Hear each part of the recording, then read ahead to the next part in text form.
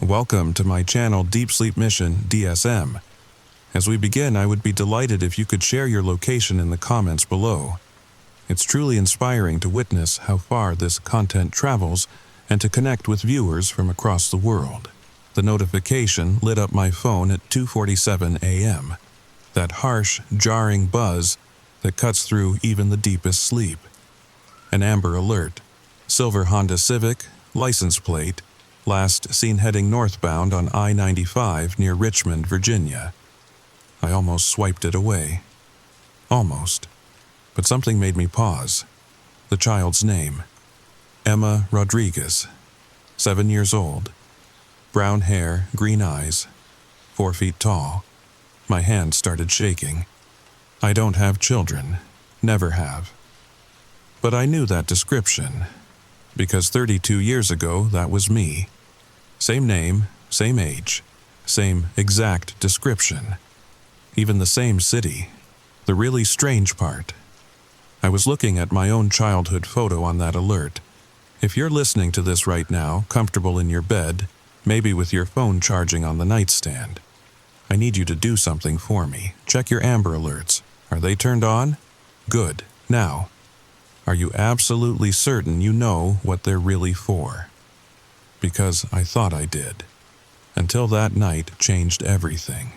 And now, our story begins. My name is Emma Rodriguez. Well, it is now. It wasn't always. But we'll get to that. I live alone in a modest apartment in Charlottesville, Virginia. Nothing fancy, just a one-bedroom with creaky floors and windows that whistle when the wind picks up. I work remotely as a data analyst, which means most of my human interaction happens through Slack messages and the occasional video call. It's a quiet life. Predictable, safe, or at least, it was. That Tuesday night started like any other. I'd fallen asleep watching Netflix, my laptop still warm on my stomach, when the alert came through. You know the sound. That aggressive, almost angry buzz that Amber Alerts make. Different from any other notification. Designed to wake you up. Designed to get your attention. I grabbed my phone, squinting at the too bright screen. My eyes were still adjusting when I saw it. The photo, a school picture. One of those ones with the cloudy blue background that every kid in America has taken at some point. The girl in the photo was smiling, showing a gap where her front tooth should be. She wore a purple butterfly shirt. I had that same shirt. Still do, actually. Packed away in a box in my closet with other things from my childhood. Things I never look at but can't seem to throw away. The resemblance was unsettling.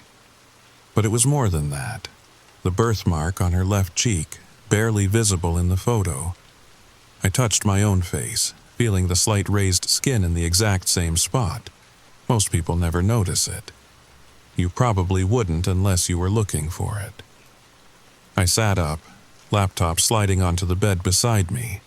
My heart was doing this weird flutter thing, like when you miss a step going downstairs.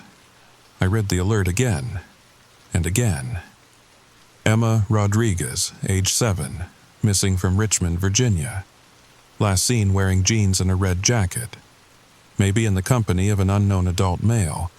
If you have any information, Richmond.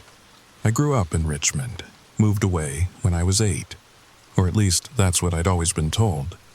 My parents said we left for my dad's job.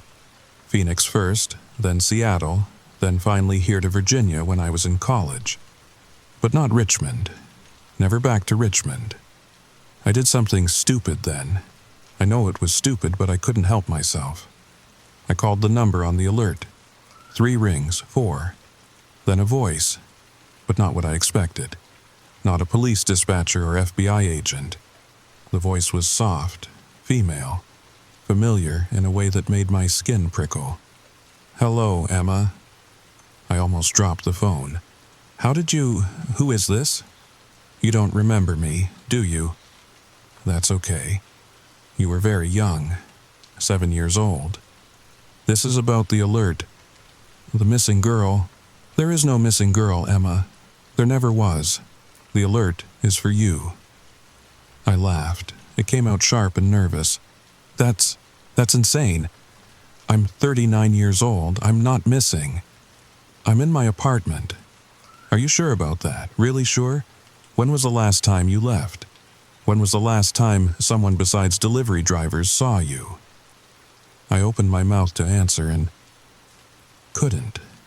When had I last gone out? Yesterday? No, I'd worked from home. The day before, also home. The weekend? I tried to remember and found only fog. "This isn't real," I said.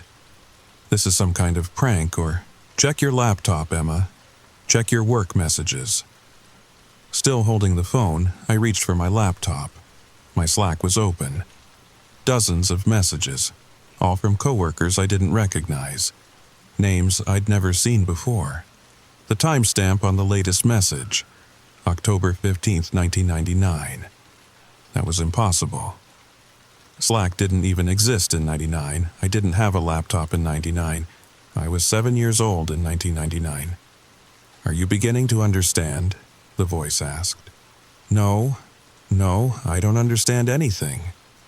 The Amber Alert system was established in '96, but that's not really what it's for, Emma. It never was. It's for finding people like you, people who slipped through. Slipped through what? The line went quiet for a moment. Then, reality. I hung up, threw the phone across the room, actually. Heard it hit the wall with a satisfying crack. Then I sat there in the dark, breathing hard, trying to convince myself I was having some kind of breakdown.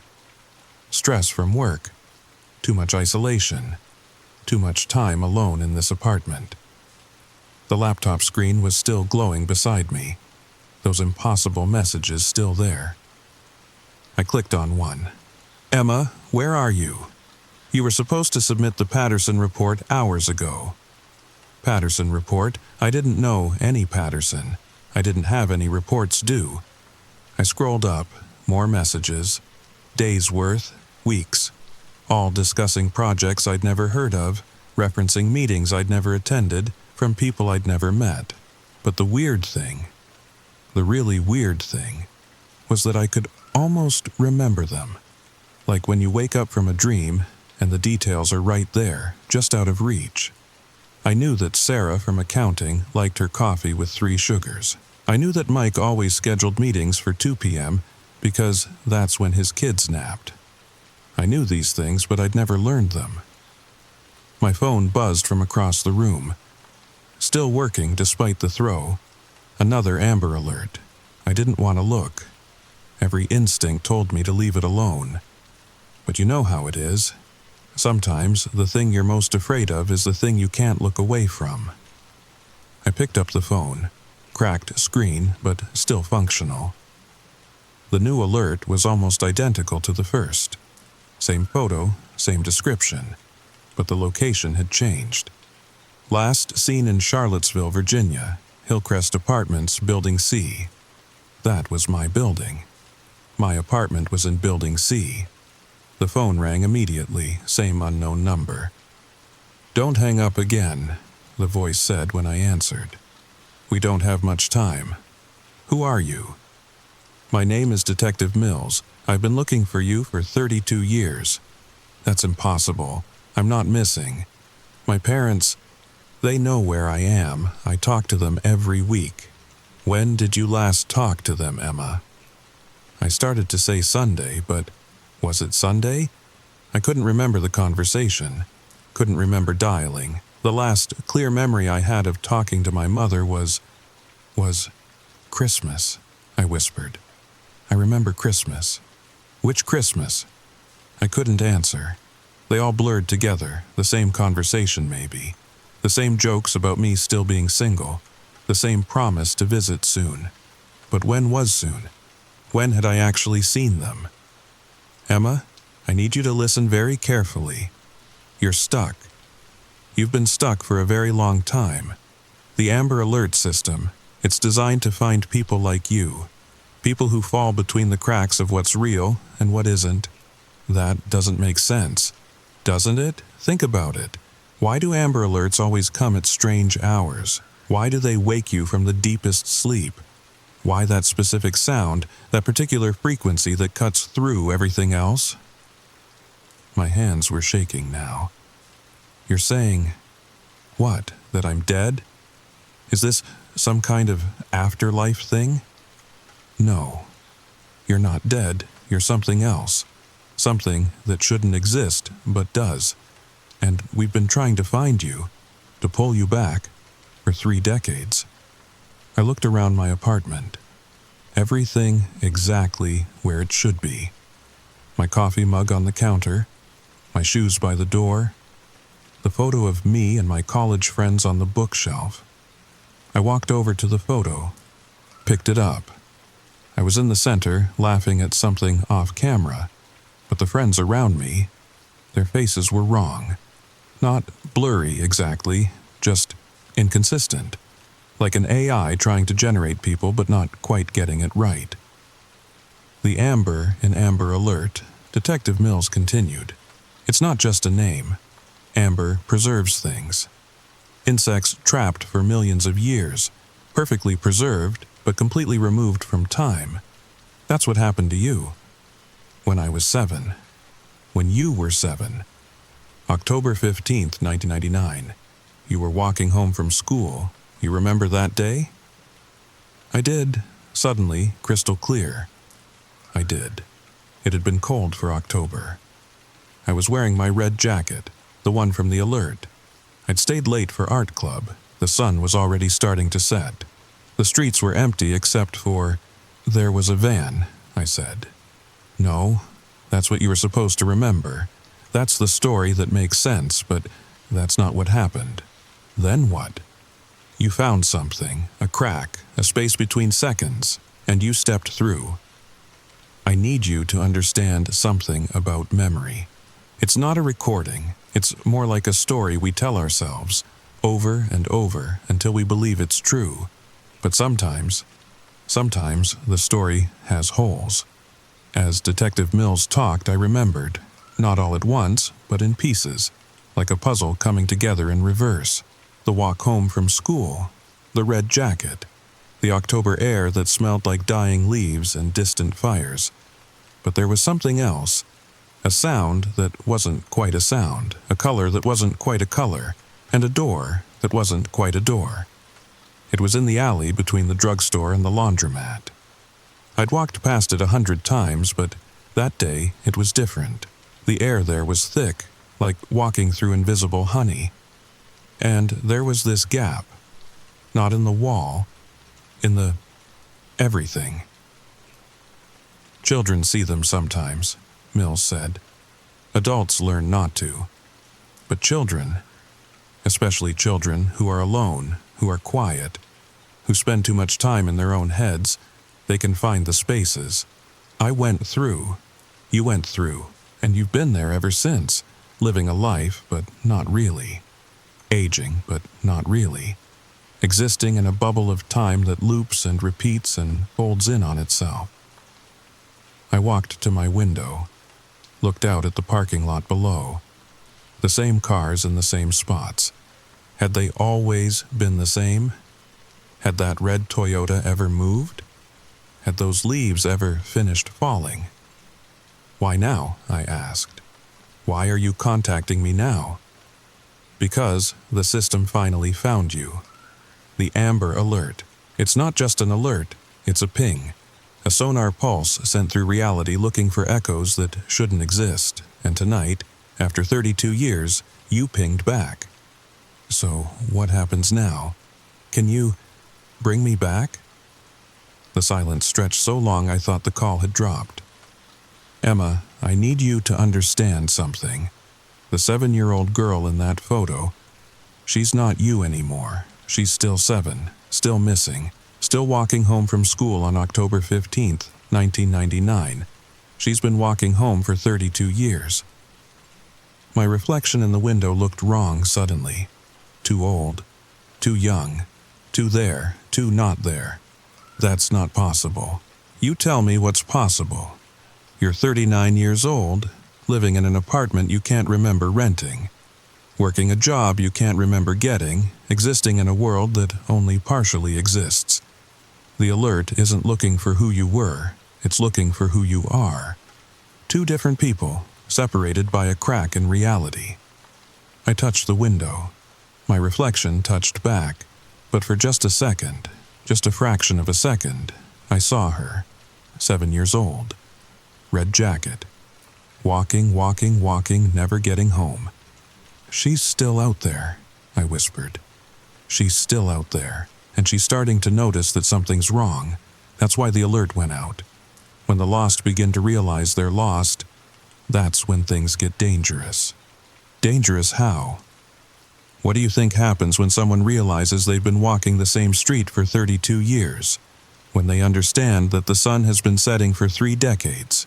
When they finally truly comprehend that they're never going home? The lights in my apartment flickered. No, not flickered. They bent, like the light itself was being pulled in a direction that didn't exist. She's looking for you, Mills said. The you that got away, the you that lived the life she should have had. And if she finds you... The phone went dead, not disconnected. Dead.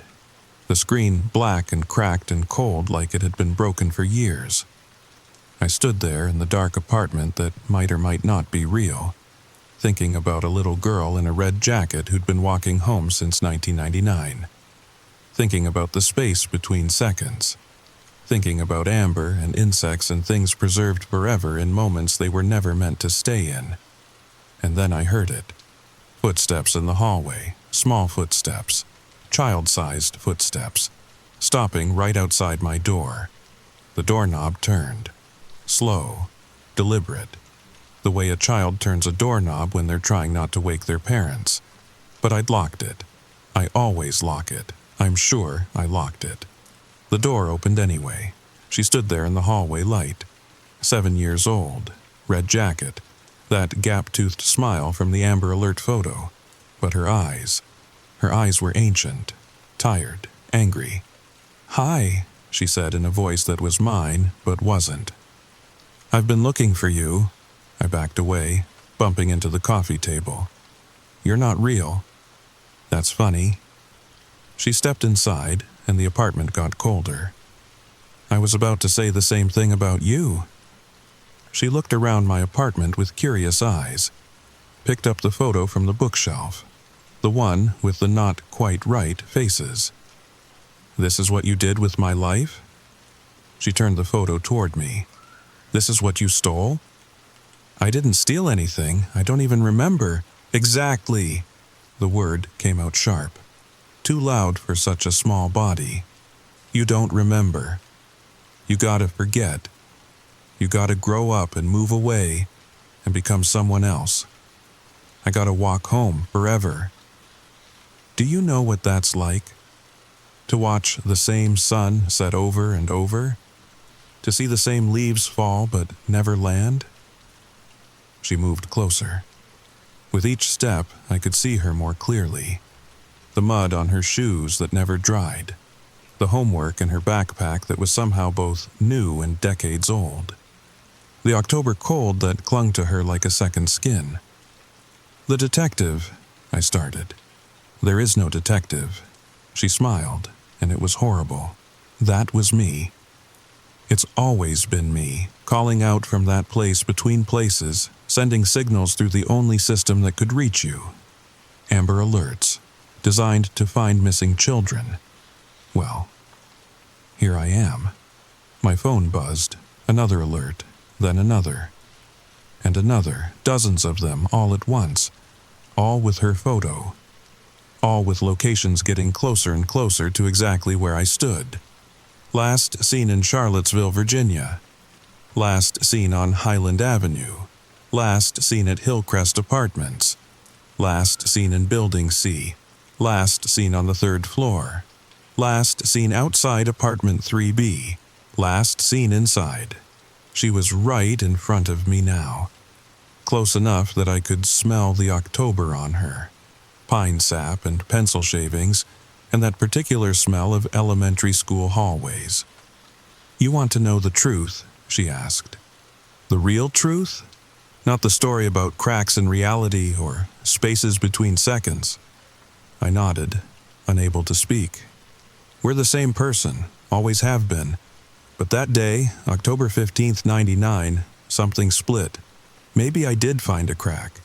Maybe there was a van. Maybe I just stood at a crossroads for 1 second too long and reality couldn't decide which way I went. So I went both ways. "You gotta walk forward. I had to stay behind." She reached out and touched my hand.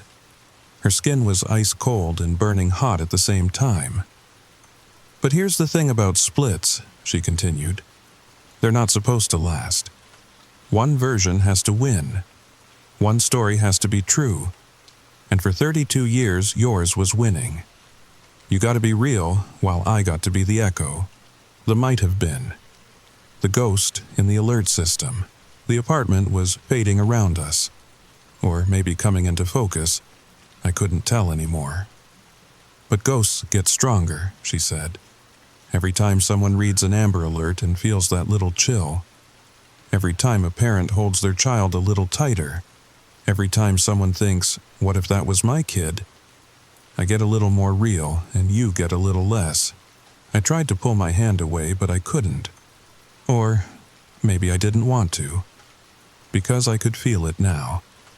The weight of 32 years of walking home. The exhaustion of existing in a single moment stretched into decades. "So, what happens now?" I asked. She smiled, that gap-toothed 7-year-old smile. "Now? Now you get to walk home, and I get to finally arrive." The world twisted, folded, unfolded. And suddenly I was standing on a street in Richmond. October 15th, 1999. The sun setting. My red jacket too warm for the weather. My backpack heavy with homework I'd never complete. I started walking because that's what I do, what I've always done, what I'll always do. Somewhere, in an apartment in Charlottesville, a 39-year-old woman is waking up, checking her phone, going to work, living the life I thought was mine. And somewhere, in every phone in America, an Amber Alert waits. Patient, watching, ready to sound when the next child finds a crack in reality, ready to ping through the spaces between seconds, looking for echoes that shouldn't exist. But here's the thing I've learned after 32 years of walking the same street, we're all walking home. Some of us just take longer to arrive, and some of us never arrive at all. My phone buzzes. 3:15 a.m., an Amber Alert. I almost swipe it away, almost. But then I see the photo. A little boy this time. 8 years old, blue backpack. Last seen walking home from school in Portland, Oregon. Last seen 27 years ago. I sit up in bed, my bed that might be real, might be mine, might be neither. And I read the alert carefully, because now I know what they really are. Not warnings, not searches, invitations.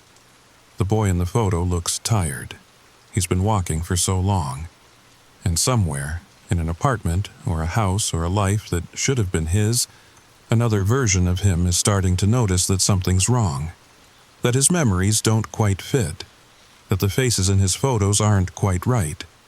That he can't remember the last time he actually left his home. I could ignore it, could go back to sleep, could pretend I don't know what I know, but I dial the number anyway. "Hello, Michael," I say, when he answers. "I know you don't remember me, but you've been walking home for a very long time, and I think it's time you finally arrived." Because that's what we do, those of us who've been found by the alerts. We help others find their way, or lose it. I'm still not sure which. All I know is this.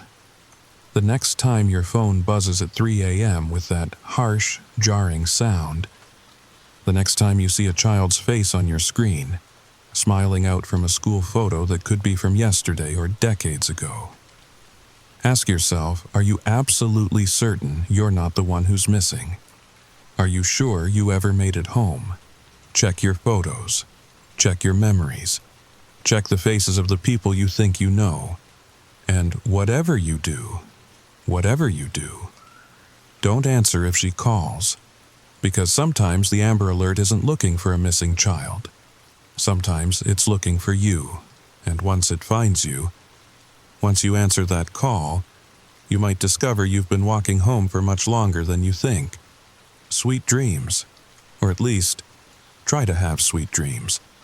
Because I haven't told you everything yet. There's more. There's always more.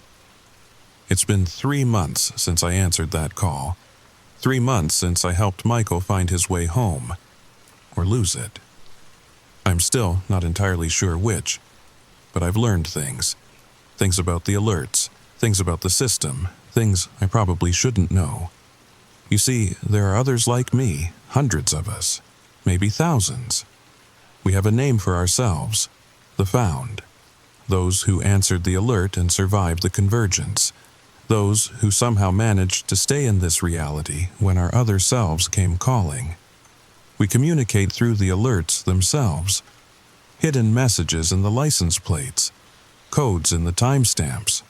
A whole network of people who exist between the cracks, watching for others who might slip through. But here's what keeps me awake at night. What makes me check my locks 3 times before bed and avoid mirrors in the dark. The alerts are getting more frequent. When I was young, back in the real 1999, Amber Alerts were rare. Special, something that made everyone stop and pay attention. Now they come weekly.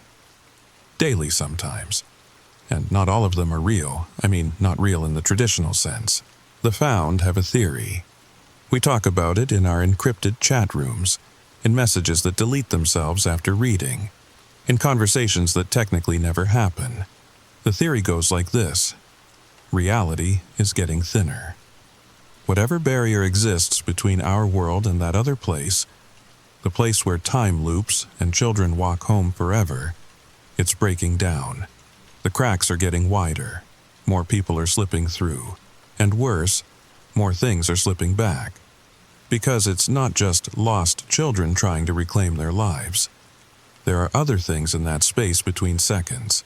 Things that were never human to begin with. Things that learn to mimic the alerts, to use them like fishing lures, drawing in anyone who answers. Last week, I got an alert for a child that couldn't exist. The math didn't work. Missing since 1987, but only 5 years old. Born in 2019. Last seen tomorrow. The photo was wrong too. It kept changing every time I looked at it. Different child, same smile. Like something was trying to remember what a child looked like and couldn't quite get it right. I didn't answer that one, but someone did. Someone always does. Their name was Janet. She was part of our network.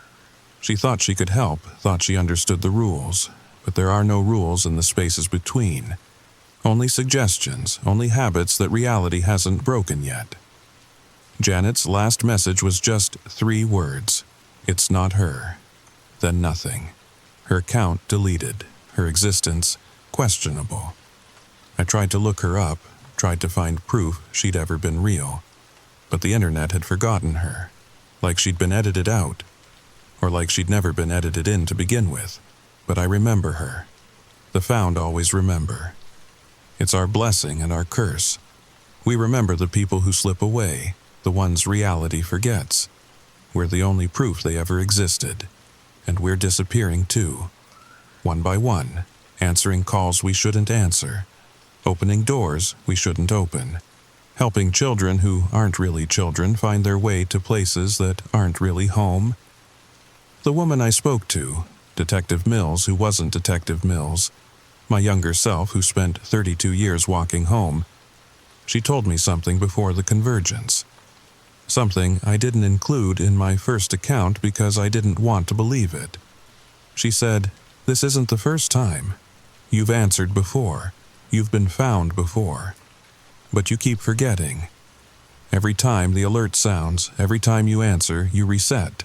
You think you're helping, but you're just feeding the system, making it stronger, making the cracks wider. I wanted to ask her how many times, how many resets, how many versions of me have sat in this apartment typing this story, trying to warn others about the alerts. But I was afraid of the answer, afraid that this moment, right now, has happened before, will happen again, is happening always. The alerts are evolution, you see, not technological evolution, something else. They're reality's immune system, identifying anomalies, quarantining them, processing them. And we're the white blood cells, the found, programmed to respond, to investigate, to clean up the messes where reality bleeds through. But immune systems can turn on themselves, autoimmune disorders of existence, and I think that's what's happening now. The system is overreacting, seeing threats everywhere, sending out alerts for children who were never missing, for places that never existed, for dangers that haven't happened yet. Or maybe we're the disease. Maybe every person who's ever answered an alert, who's ever felt that chill of recognition, who's ever wondered, what if? Maybe we're contaminating reality just by observing it. Quantum mechanics has the observer effect. The act of observation changes the outcome. So what happens when millions of people observe a child who exists in two states at once? Missing and found. Then and now. Real and not. We collapse the wave function. We force reality to choose. And sometimes reality chooses wrong. There's a phrase we use in the found. A warning, a prayer. Maybe both. Don't answer the amber.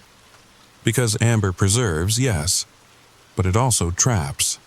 And once you're caught in that golden resin of frozen time, once you've answered that call and felt reality shift around you, you're preserved too, trapped between the real and the not, forever checking your phone at 3 a.m., forever wondering if you're the one who's really missing. I should stop writing now, should delete this, should pretend I never learned what I've learned. But I can't, because my phone is buzzing. Another alert, another child, another impossible timestamp, another wrong location, another face that's almost familiar but not quite. And despite everything I know, everything I've warned you about, I'm going to answer, because that's what the found do. We answer. We always answer, even when we know we shouldn't, especially then. So I'll leave you with this, dear listener.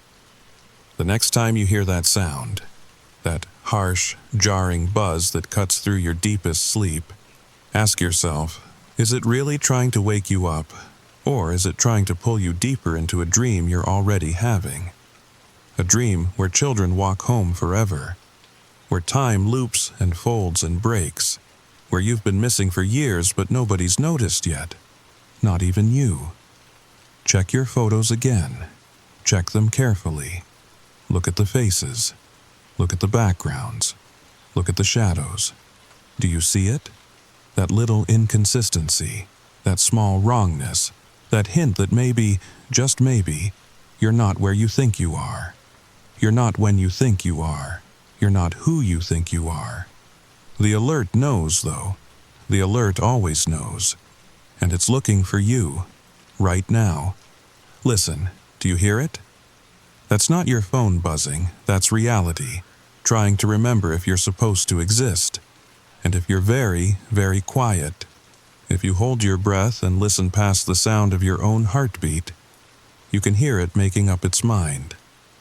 Sweet dreams. For real this time. Unless you're already dreaming. Unless we're all already dreaming. Unless the alert is the only thing that's real, and everything else is just the story we tell ourselves while we walk home, forever, and ever, and ever. Story number 2. The package sat outside my door for 3 days before I noticed it wasn't mine. Look, I know what you're thinking.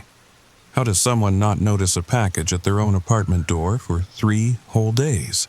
Well, When you work 12-hour shifts at Presbyterian Hospital in downtown Denver, and your neighbor Mrs. Chen orders something from Amazon every other day, you just assume things belong where they are. But this Wednesday evening, something made me stop.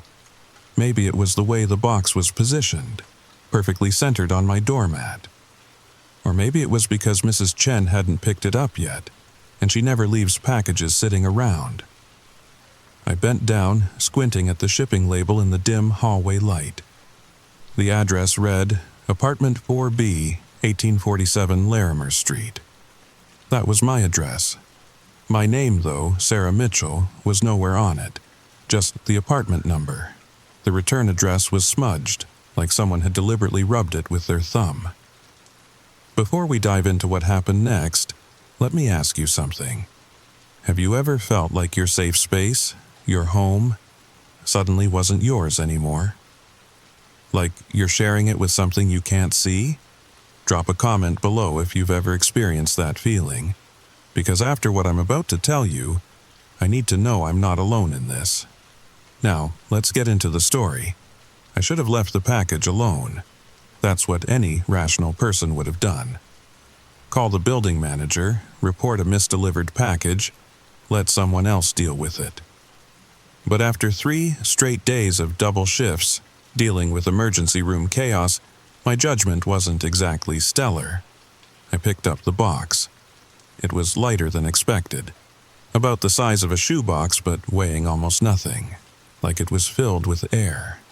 Inside my apartment, I set it on my kitchen counter and stared at it while my leftover Chinese food spun in the microwave. The familiar hum of the appliance couldn't drown out the strange silence that seemed to emanate from that package. My cat, Mochi, usually curious about everything, stayed in the living room. That should have been my second warning. The tape peeled away too easily, like it had been opened before and carefully resealed. Inside, wrapped in way too much bubble wrap, was a white plastic device I recognized immediately. A baby monitor, the newer kind, with the video screen and everything. The brand name, Angel Watch, was embossed in silver letters across the top. Now I live alone. I'm 28, single, no kids. The closest thing I have to a baby is Mochi, and he definitely doesn't need monitoring. I almost laughed, almost. But something about finding this thing made my skin crawl. The apartment felt colder suddenly, even though my thermostat read 72 degrees. There was no packing slip, no invoice, nothing to indicate who sent it or why. Just the monitor, its power cord, and a small camera unit that looked like it could stick to any surface. The microwave beeped, making me jump. I left everything on the counter and ate my sesame chicken in front of the TV, trying to shake the weird feeling. But I kept glancing back at that monitor sitting there like it belonged. Around 10 p.m., curiosity won. I plugged it in. The screen flickered to life with a soft blue glow. For a moment, just static. Then, clear as day, an image appeared. It was a nursery. Pale yellow walls, a white crib with one of those mobiles hanging above it. Little elephants and giraffes slowly spinning. A rocking chair in the corner. A changing table stocked with diapers. But here's what made my blood run cold. The nursery looked exactly like my spare bedroom. Same dimensions, same window placement, same closet door that didn't quite close all the way. Except my spare bedroom was an office. Desk, bookshelf, filing cabinet. I literally had a Zoom call in there this morning. I stood up so fast I knocked over my soda. Mochi bolted under the couch. The spare bedroom door was closed. I always kept it closed. My hand shook as I reached for the doorknob. The metal was ice cold. I pushed it open. Office. Just my office. Everything exactly where I'd left it. But the monitor, still glowing in the kitchen, showed that nursery. And as I stood frozen in my office doorway, I saw something move on the screen. A shadow passing by the crib. I didn't sleep that night. How could I? Every time I closed my eyes, I saw that nursery. That impossible nursery that existed in the same space as my office. I'd moved the monitor to my bedroom, propped against my alarm clock so I could watch it. The nursery remained empty most of the time, but every hour or so, that shadow would drift past. Sometimes it lingered by the crib, sometimes it sat in the rocking chair. By morning, I'd convinced myself it was some kind of mistake. Maybe the monitor was picking up a signal from another apartment. Maybe someone in the building had a baby, and somehow the frequencies got crossed. That had to be it. I called in sick to work. First time in 2 years. "Sarah, you sound terrible," Dr. Hoffman said over the phone. "Take the day. We're overstaffed anyway." Overstaffed at Presbyterian? That never happened, but I didn't argue. I spent the morning researching the Angel Watch brand. Nothing. No company website, no Amazon listings, no reviews. It was like it didn't exist. Around noon, I knocked on Mrs. Chen's door. "Sarah, you look pale. Are you eating enough?" Mrs. Chen, 73 and barely 5 feet tall, had adopted me as her surrogate granddaughter the day I moved in 3 years ago. "I'm fine, Mrs. Chen. Hey, did you order anything recently that might have been delivered to my door by mistake?" She shook her head. "No, dear. All my packages came." "Why? Did you get something?" "Just a mix-up, no big deal." But she grabbed my wrist as I turned to leave. Her fingers were surprisingly strong. "Sarah, you be careful. This building, it has history." "What kind of history?"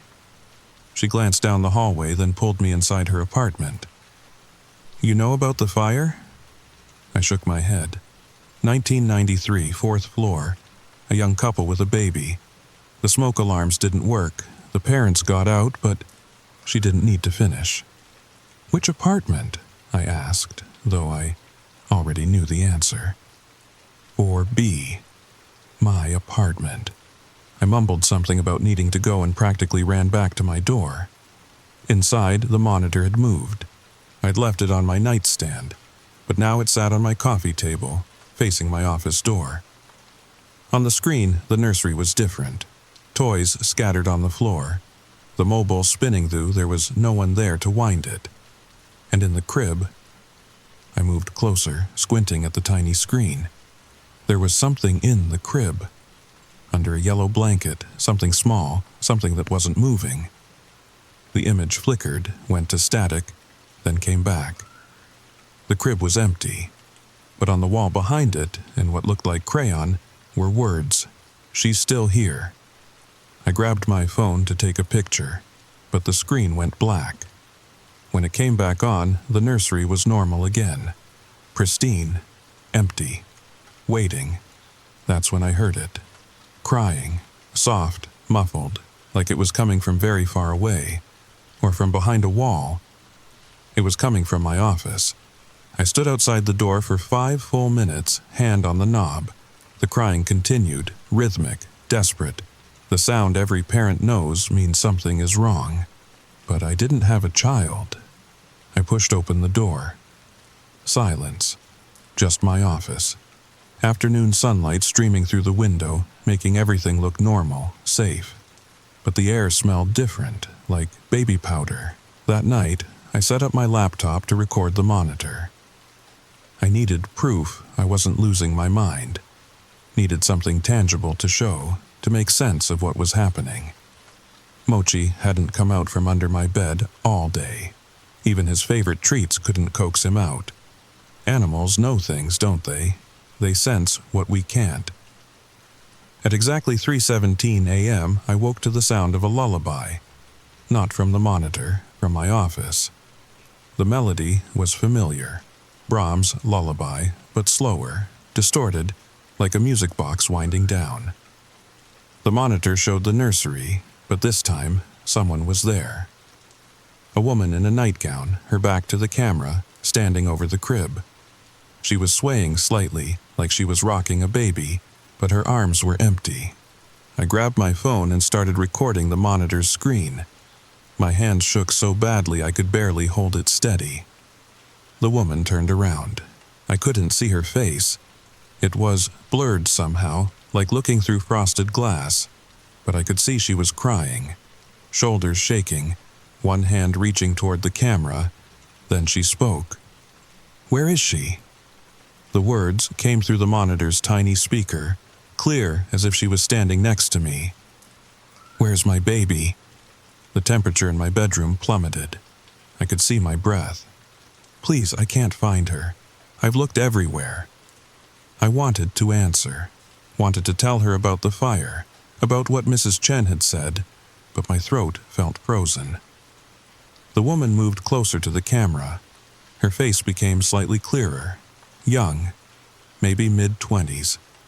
Dark hair, eyes that looked right through the screen, right at me. "You can see me, can't you? You can hear me." I nodded, forgetting she couldn't actually see me.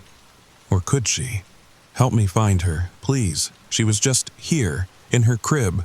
I only stepped out for a minute just to get her bottle." The image flickered. The woman disappeared. The nursery was empty again. But on my laptop, the recording was still going, and in the playback I could see something I hadn't noticed in real time. In the corner of the nursery, barely visible, was a date on a calendar. October 15th, 1993. The day of the fire. I researched until sunrise. Found old newspaper articles. Tragic fire claims infant's life. Parents devastated after apartment blaze.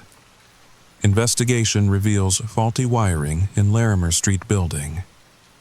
The baby's name was Emma, 6 months old.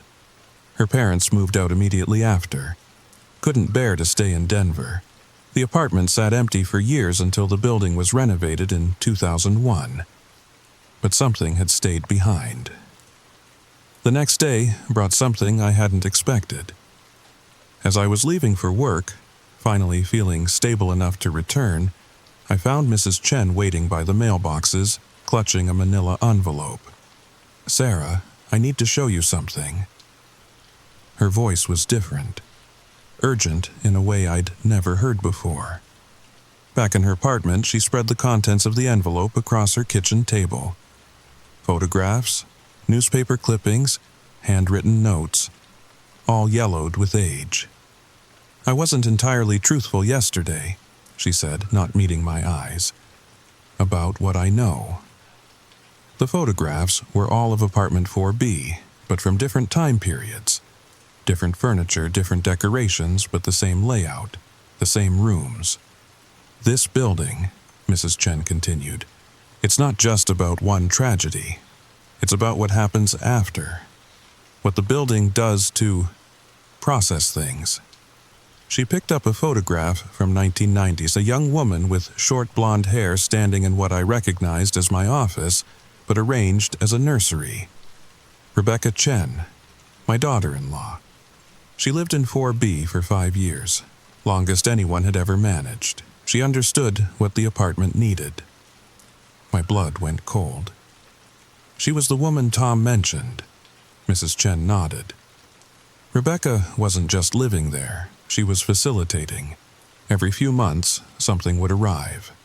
A package, a letter, sometimes just feelings, impressions, and she would help. Help with what? Connections. The building sits on what my grandmother would have called a thin place, where the boundary between worlds is fragile. Rebecca learned to work with it instead of against it. She showed me a journal entry in Rebecca's handwriting. "Emma's mother came through again last night. Same confusion, same desperate searching.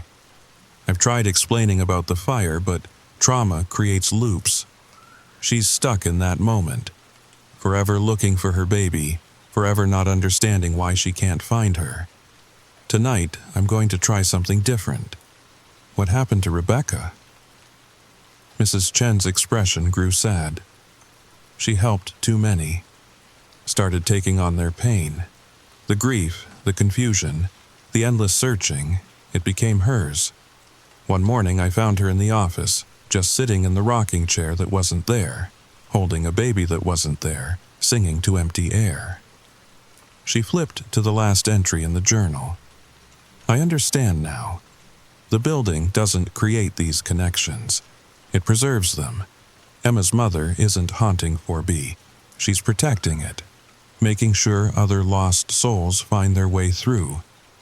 But she needs someone on this side to help translate. Someone who can see both worlds. I think I've been here too long. I think I'm becoming part of the pattern. Where is Rebecca now? Riverside Care Facility. She's not entirely here anymore. Sometimes she talks about babies that need feeding, mothers who need comforting. The staff thinks it's dementia, but I know better. Mrs. Chen gathered the photographs back into the envelope. When Rebecca left, the building went quiet for a while. The new tenants would come and go, never lasting long. Until you. Why me? You work with trauma. At the hospital, you see people at their most vulnerable moments. You help families through loss, through impossible choices. The building recognized that in you.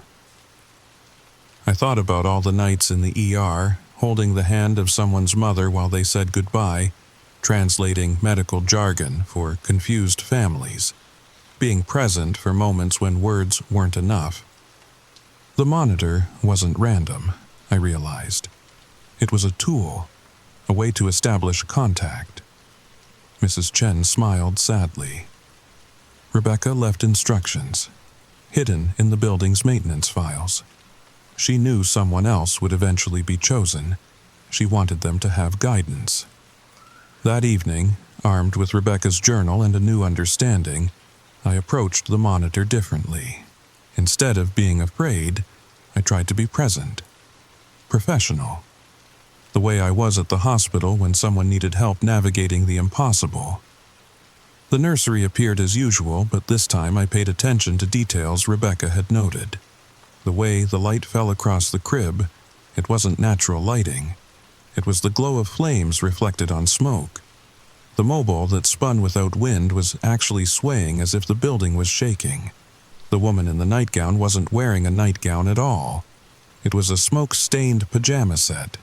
Jennifer, I said, using the name I'd found in the newspaper archives.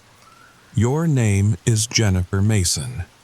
The woman on the screen stopped pacing, looked directly at the camera. You know my name? I do.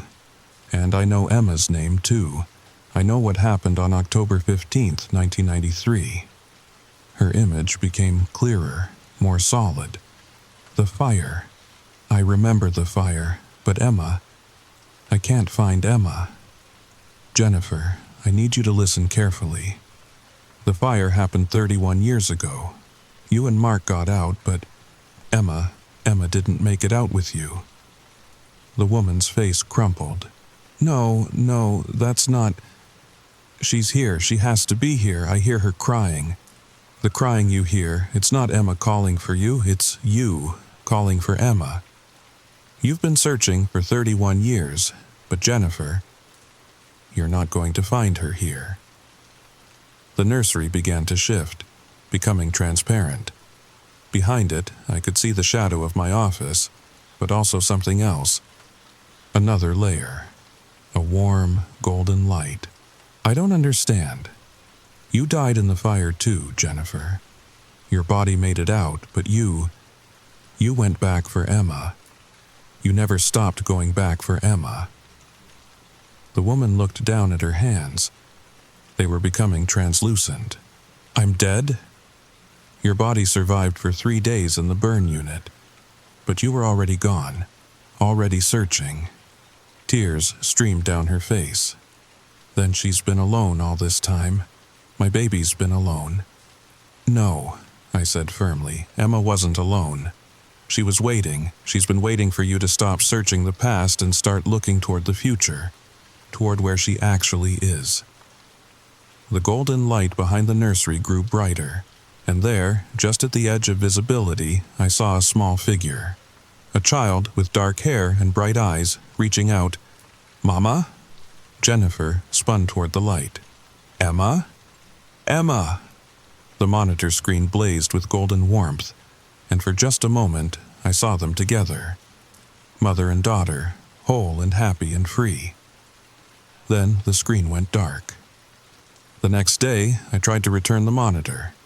Took it to the building manager, Tom, a guy in his 50s who'd been running the place for a decade. "Never seen this before," he said, turning it over in his hands. "No one's reported missing a baby monitor. You sure it was delivered here?" The label said 4B. He frowned. "That's weird. Hey, you know about what happened in your unit, right? Mrs. Chen mentioned a fire." Tom nodded slowly. "Yeah, terrible thing. But here's what's strange. Every few years, someone in 4B reports odd things. Nothing dangerous, just unusual. The last tenant, nice guy, software engineer, said he kept hearing a baby crying. Moved out after 6 months. What about before him? Young couple, they lasted 3 months. Said their dog wouldn't go near the spare bedroom. Just like Mochi." "Tom, who lived in 4B the longest?" He thought for a moment. "Actually, there was this woman, Rebecca something. Lived there for almost 5 years back in the mid-2000s. She seemed to, I don't know, understand the place." "What do you mean, understand?" "She said something once about helping, like she was providing some kind of service. Never explained what she meant." That evening, I made a decision. I set the monitor up in my office. If someone was trying to communicate, maybe I needed to listen. Really listen. The screen showed my actual office at first, which was unsettling in its own way. Watching myself set up the camera unit, seeing my own confused face in that little screen. But the nursery never came back. The monitor just showed my office, empty and normal. Whatever connection had existed was broken or completed. That night, Mochi came out from under the bed. He walked straight into the office, something he hadn't done in days, and curled up in a patch of moonlight on the floor. I found a photo the next day, slipped under my door. Old, yellowed at the edges. A young couple holding a baby girl. On the back, in faded pen, Mark, Jennifer, and Emma. First day home, April 1993. I had it framed. It sits on my office desk now. A reminder. 2 weeks later, another package arrived. No return address.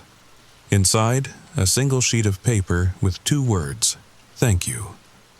The baby monitor disappeared the next day. I'd left it on the counter to take to an electronics recycling center. But when I woke up, it was gone. Only a small yellow blanket remained. Soft, smelling faintly of baby powder. Impossibly clean for something 30 years old. Epilogue. The new reality. I still live in apartment 4B. It's been 6 months now. The office is just an office. Mochi sleeps in there all the time.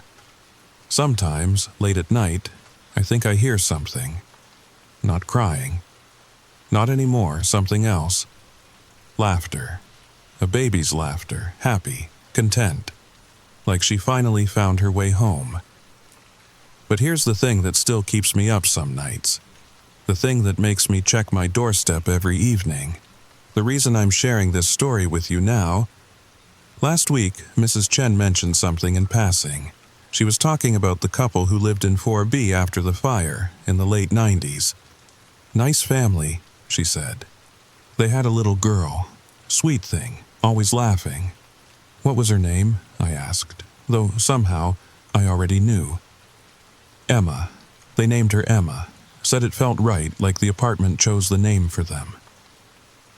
I went cold. Mrs. Chen, what happened to them? Oh, they moved when Emma was about 6.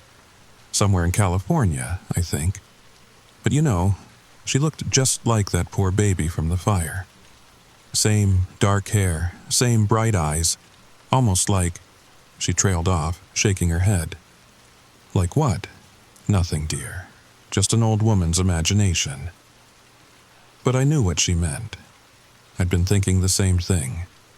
What if the woman I helped wasn't looking for her baby?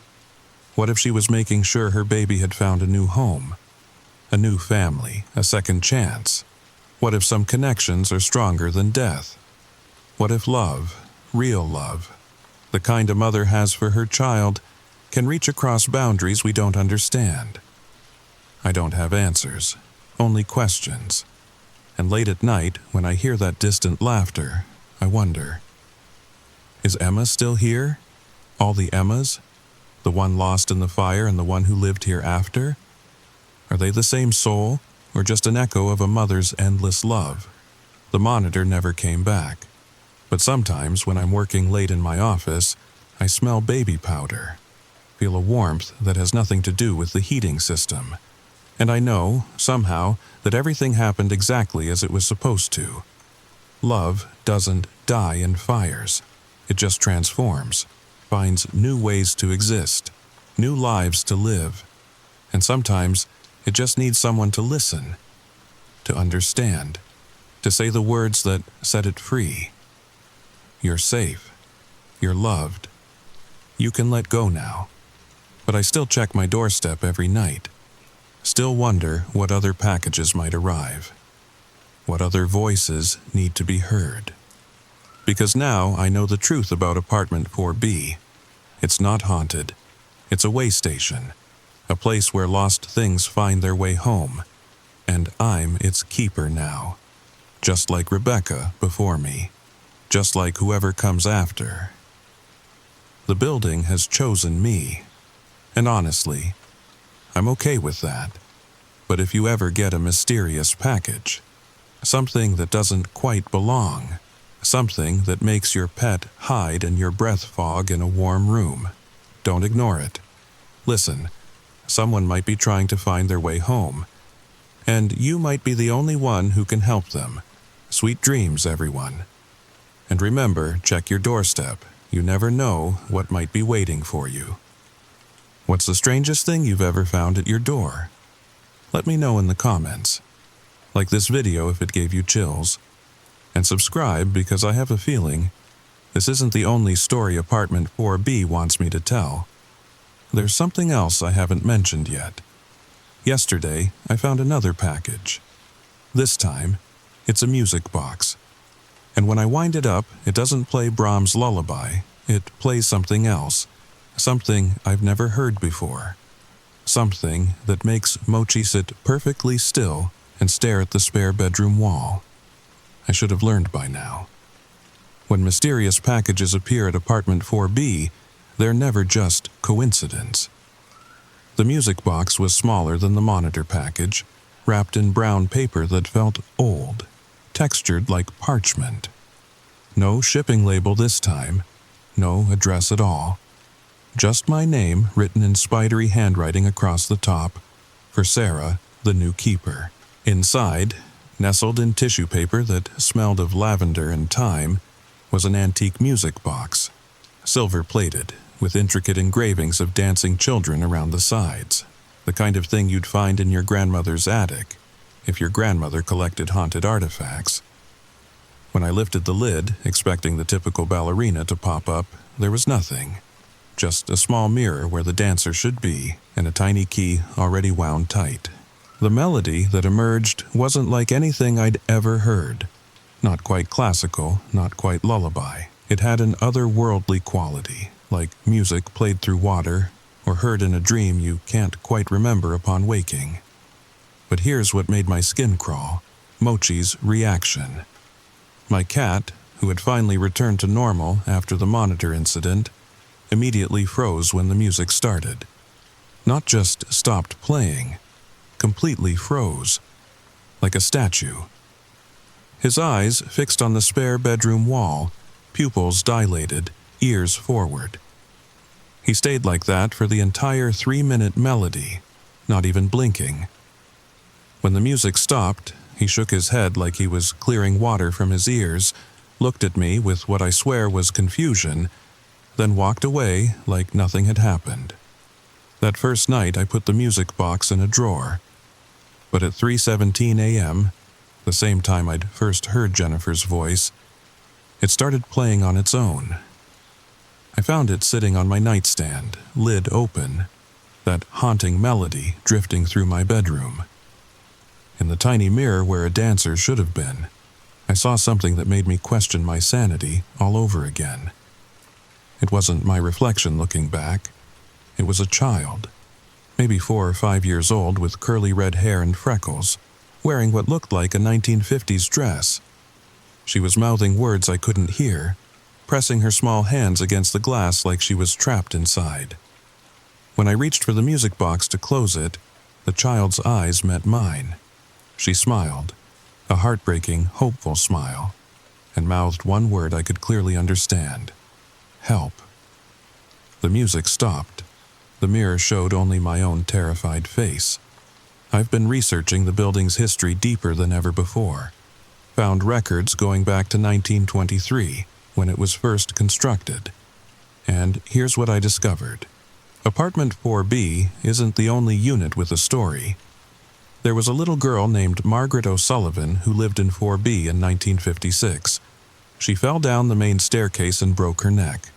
Her parents moved out immediately, but tenants in other apartments reported hearing children's laughter in the hallways, toys moving on their own. In 1967, a teenage boy named David Chen, Mrs. Chen's nephew, jumped from the roof after being bullied at school. For years afterward, residents complained about elevator buttons being pressed by invisible hands, always going to the 4th floor. In 1978, an elderly woman named Rose Patterson had a heart attack in 4B and wasn't found for a week. Neighbors said they could smell her perfume in the hallways for months after her funeral. The pattern was becoming clear. Apartment 4B wasn't just a way station for Jennifer and Emma. It was a collection point for all the building's lost souls. And somehow each tragedy left behind an anchor, an object that connected the deceased to this place. The baby monitor for Jennifer and Emma, now a music box for Margaret. And if my suspicions were correct, there would be more packages coming, more souls needing help finding their way home. I called the number Mrs. Chen had given me for Riverside Care Facility. Rebecca Chen, I told the receptionist. I'd like to visit her. I'm a friend of the family. Rebecca was smaller than I'd expected, sitting by a window in the facility's common room.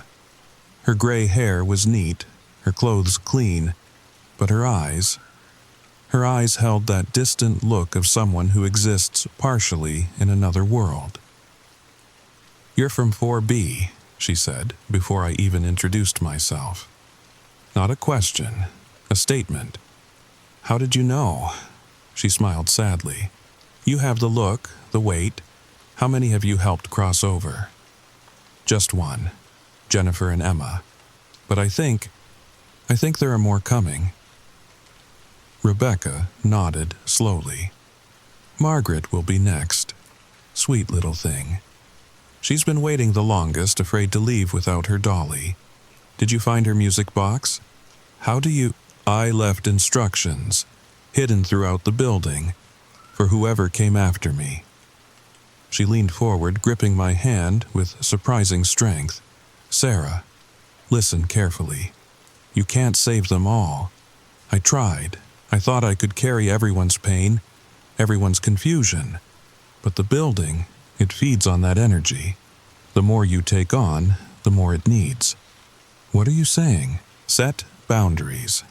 Help them cross over, yes, but don't absorb their trauma. Don't make their pain your pain." That's how I ended up here, speaking to children who died 70 years ago, feeding babies that exist only in memory. Her words chilled me, but they also clarified something I'd been feeling. Since the monitor incident, I'd been having dreams about fires, about searching for things I'd never lost. Jennifer's memories bleeding into mine. How do I help Margaret without losing myself? Rebecca squeezed my hand tighter. Remember who you are. Remember that you have your own life to live. You're a bridge, Sarah, not a destination.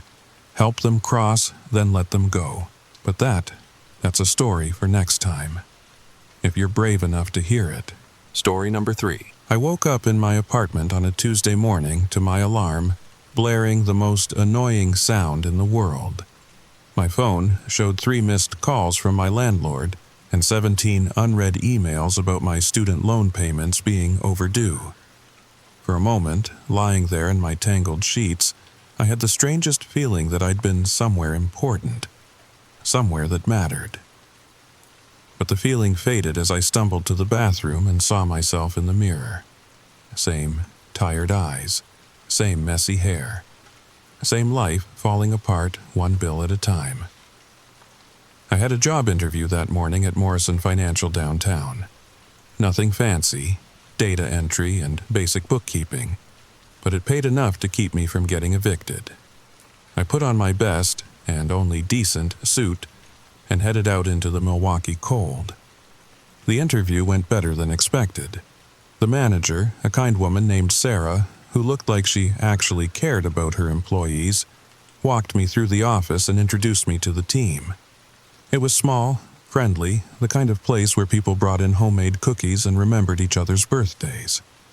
"We're not glamorous," Sarah said as she showed me to what would be my desk, "but we're good people doing honest work. Sometimes that's enough."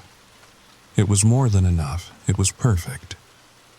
I started the following Monday, and for the first time in months, I felt like my life might actually work out. The job was exactly what Sarah had promised. Not glamorous, but stable. Real.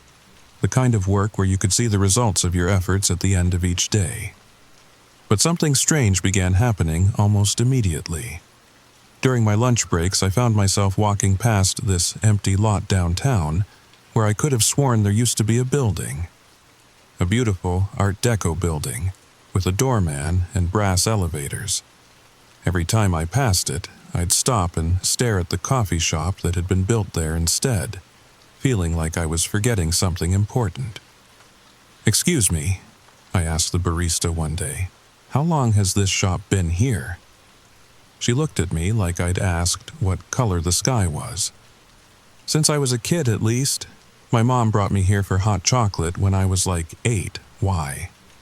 I couldn't explain why. I just shrugged and ordered a latte. The dreams started about a month into the job. Not nightmares exactly, but strange, vivid dreams about filing papers in an underground archive. About elevator operators who looked sad and old-fashioned. About a boss who looked too young and smiled too perfectly. I'd wake up with the taste of something sweet and wrong in my mouth, like milk that had gone bad. But during the day, I was happier than I'd been in years. The work at Morrison Financial was satisfying in a way I'd never experienced. There was something profound about organizing financial records, about creating order from chaos, about helping people understand their own numbers. Sarah noticed my dedication and started giving me more complex projects. Within 6 months, I was handling some of their most important clients. "You have a gift for this," she told me during my performance review. "You see patterns that other people miss. It's like you understand that numbers tell stories." She was right, though I couldn't have explained how I knew it. When I looked at a client's financial records, I could see their whole life laid out in spreadsheets and bank statements. The single mother who'd sacrificed everything to send her daughter to college. The elderly man who'd been slowly saving for a vacation to see his grandchildren. The young couple planning their wedding, budgeting down to the last flower. Every file felt like a small glimpse into what it meant to be human. I met David on a Tuesday afternoon at the coffee shop that had replaced whatever building I couldn't quite remember. I'd been working late on a particularly complex case, a family trust that went back generations, and stopped for caffeine before heading home. He was sitting at a corner table, grading papers with the intense focus of someone who genuinely cared about his students' education. When he looked up and smiled, something inside my chest did a little flip. "Sorry," he said, noticing me staring. "I'm probably taking up too much table space with all these essays. I can move if you need." "No, it's fine. I gestured vaguely at his red pen. "Teacher? High school history. You? Financial consulting, much less noble." "Are you kidding? Numbers make sense." History is just people making terrible decisions over and over again. He grinned. Though I suppose money is involved in most of those terrible decisions, so maybe we're in the same business after all. We started talking, and 3 hours later, we were still talking. About work, about books, about the strange feeling that Milwaukee was a city full of secrets hiding in plain sight. David had grown up here, but he admitted there were parts of the city that felt like stage sets to him. Too perfect, too deliberate. Like someone had designed them to look normal rather than actually being normal. Like this coffee shop, he said, glancing around. I know it's been here forever, but every time I come in, I feel like it replaced something else, something important. I know exactly what you mean. Our first kiss happened 6 weeks later, on the same corner where I'd first felt like I was forgetting something crucial. When our lips touched, I had the strangest sensation, like remembering a dream, but in reverse. Like forgetting something beautiful that had never quite happened. David and I were married 2 years later in a small ceremony at the Botanical Gardens. As I walked down the aisle in my grandmother's wedding dress, I felt a strange moment of doubling. Like somewhere else, in some other version of events, someone was watching this moment and learning what joy looked like. The feeling was so strong I almost stumbled, but David's steady gaze caught me, anchored me to this timeline, this choice, this life. Our daughters came 3 years apart. Sarah first, born on a snowy February morning after 18 hours of labor that somehow felt like both an eternity and an instant. When the nurse placed her in my arms, tiny and red and screaming with outrage at being forced into the world, I felt something shift in the fabric of reality itself, like the universe had been waiting for this exact moment to understand what love actually meant. Emma arrived on a spring day when the cherry blossoms were in full bloom. Her birth was easier, faster, as if she couldn't wait to join the party. She came out laughing, actually laughing, which the doctor said was impossible, but which I swear I heard. And in that laughter, I felt the same strange doubling sensation, like the sound was echoing across dimensions, teaching someone ancient and lonely what delight sounded like. The years that followed were wonderfully, chaotically normal. Soccer games and school plays and fights about homework and bedtime stories that never seemed long enough. David got promoted to department head. I started my own consulting firm, specializing in family trusts and generational wealth management. We bought a house with a mortgage that seemed terrifying and a backyard where the girls could play. But the dreams never stopped. If anything, they became more vivid as the years passed. Dreams about filing cabinets that reorganized themselves, about elevator operators trapped between floors, about a young woman typing endless reports in a basement that existed outside of time. Sometimes I'd wake up with the taste of sweet, wrong milk in my mouth and the sound of mechanical typing in my ears. The strangest part was how the dreams seemed to respond to my real life. When Sarah scraped her knee learning to ride a bike, I dreamed about someone ancient and powerful experiencing physical pain for the first time, wondering at how something so small could hurt so much. When Emma had nightmares about monsters under her bed, I dreamed about a figure in shadows learning that fear could be comfort, that being afraid meant you had something worth protecting. When David's father died suddenly of a heart attack, and I held my husband while he sobbed against my shoulder, I dreamed about someone who had never cried finally understanding why humans call tears release. The grief was overwhelming, but there was something else there too, a sense that the pain was being shared, divided across dimensions, made bearable by being witnessed. "You know what's strange?" David said one night as we lay in bed after Sarah's 8th birthday party. The house was finally quiet, littered with wrapping paper and cake crumbs, and the debris of childhood joy. Sometimes, when you're really happy, like today, watching the girls with their friends, you get this look on your face like you're surprised by it, like you're remembering something instead of experiencing it for the first time. I turned to look at him in the darkness. What kind of look? I don't know how to describe it. Like you're amazed that happiness exists at all. Like every good moment is a small miracle you didn't expect to be allowed to have. He was right, though.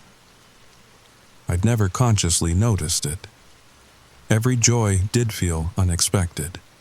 Every laugh from my daughters, every quiet evening with David, every moment of contentment in my work, they all carried a weight of gratitude that seemed disproportionate to the moment itself.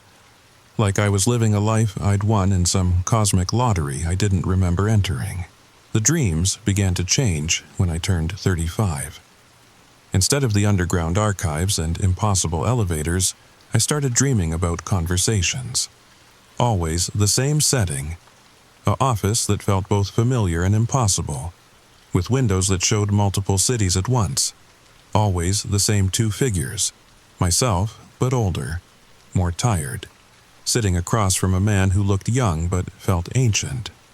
In these dreams, I was explaining things, teaching things, describing the weight of my father's hand on my shoulder at Sarah's graduation, the specific quality of light on Emma's face when she solved a math problem she'd been struggling with, the way David's voice changed when he talked about his students, becoming warmer, more hopeful.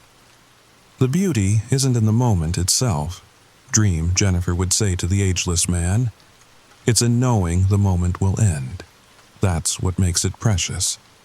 If Sarah's graduation lasted forever, if Emma never grew past the age where she thinks I know everything, if David and I never grew old together, those moments would lose their meaning. They matter because they're brief. The man would listen with an intensity that was almost hunger. But how do you bear it? Knowing that everything you love will be lost. You don't bear it, you carry it. There's a difference. Bearing something means it's a burden. Carrying something means it's worth the weight. I'd wake from these dreams with the strangest sensation, like I'd been teaching a master class in mortality to someone who'd never experienced a single day of finite existence. When Sarah turned 16, she started asking the questions that teenagers ask. What was the point of anything if we all just died anyway? Why bother caring about people if you were just going to lose them? Why work toward goals if nothing lasted forever? I found myself giving her answers that felt like they came from somewhere deeper than my own experience. Because meaning isn't about permanence, I heard myself saying as we sat on the back porch, watching Emma practice her softball in the yard. It's about intensity, about connection, about choosing to love things even when you know, especially when you know, that love is going to hurt eventually. But that's terrifying. It is. But terror and wonder are closer than you think. The same thing that makes you afraid of losing someone is the thing that makes loving them so incredible in the first place. Sarah looked at me with the searching expression of someone trying to decide if her mother was wise or crazy. Sometimes you talk like you learned this stuff somewhere else, like you're remembering lessons instead of making them up. Maybe I was. The dreams stopped abruptly when I turned 42. Not gradually, not with any fanfare. Just stopped. One night I was having the usual conversation with the ageless man in the impossible office, explaining how watching Emma learn to drive was simultaneously terrifying and beautiful because it meant she was growing into her own person, becoming separate from me in the way all children must. The next night, nothing. Just normal dreams about forgetting to pick up dry cleaning and showing up to work in my pajamas.